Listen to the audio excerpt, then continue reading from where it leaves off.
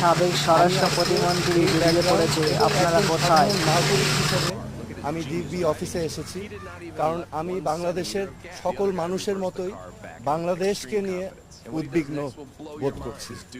আজকে এই পরিস্থিতি নিয়ে উদ্বিগ্ন বোধ করছি, কারণ আমি জানি, বাংলাদেশের সকল মানুষ জানে যে আমরা মহান মুক্তিযুদ্ধ করেছিলাম একটি সোনার বাংলাদেশের জন্য।